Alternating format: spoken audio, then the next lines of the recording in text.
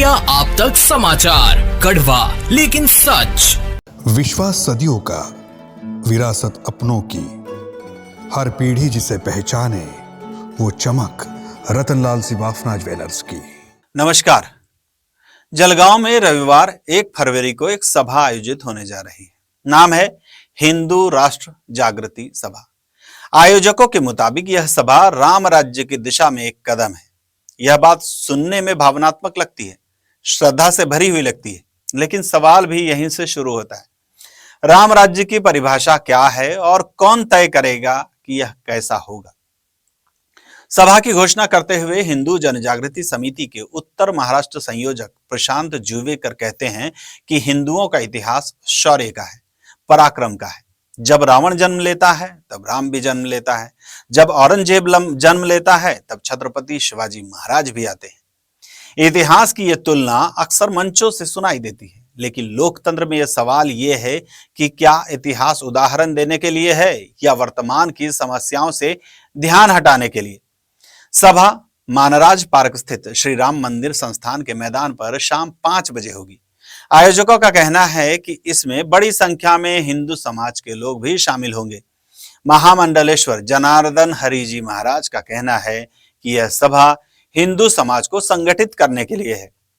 यहाँ बताया जाएगा कि धर्म का आचरण कैसा किया जाए और त्योहार आदर्श तरीके से कैसे मनाए जाए। 1 फरवरी 2026 के दिन जलगांव में इस प्रोग्राम का आयोजन किया गया है, हिंदू राष्ट्र जागृति सभा।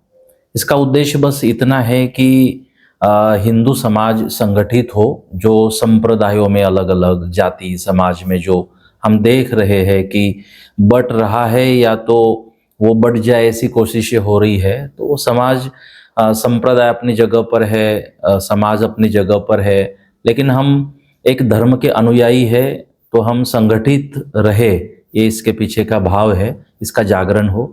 और दूसरी बात है कि जो उत्सव हिंदू धर्म में मनाए जा रहे हैं, गणेशोत्सव है, दुर्गोत्सव है, राष्ट्र पुरुषों की पुण्यतिथि है, जयंती है, तो इसमें हम देख रहे हैं कि इवेंट जैसे अभी ये युवा जो है मनाने लगे हैं, तो ये गलत है।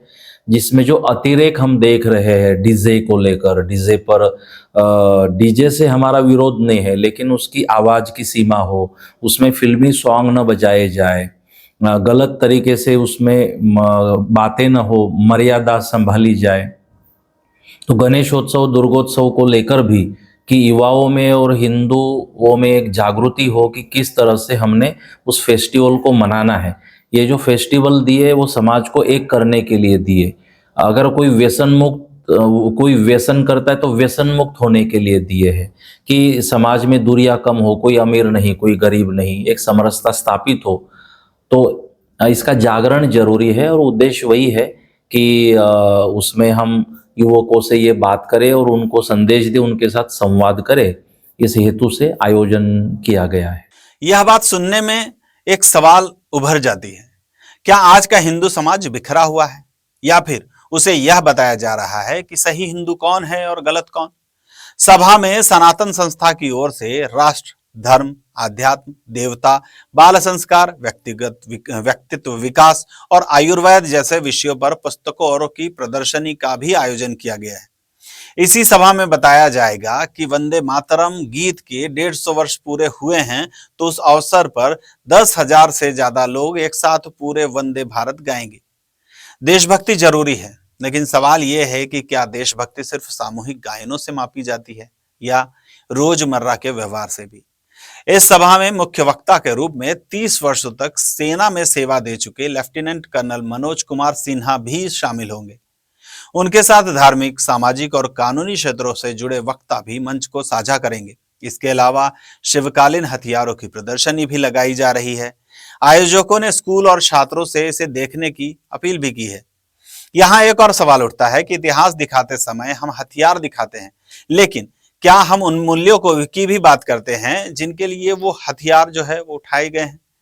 जलगांव में होने वाली यह सभा किसी के लिए जागृति हो सकती है, किसी के लिए विचारधारा हो सकती है और किसी के लिए राजनीति।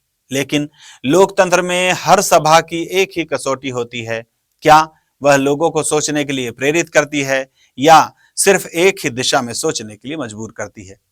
फैसला आखिरकार जनता को ही करना है। मैं हूं आनंद शर्मा और आप देख रहे थे इंडिया अब तक समाचार, कड़वा लेकिन सच। जय हिंद। इंडिया आप तक समाचार, कड़वा लेकिन सच।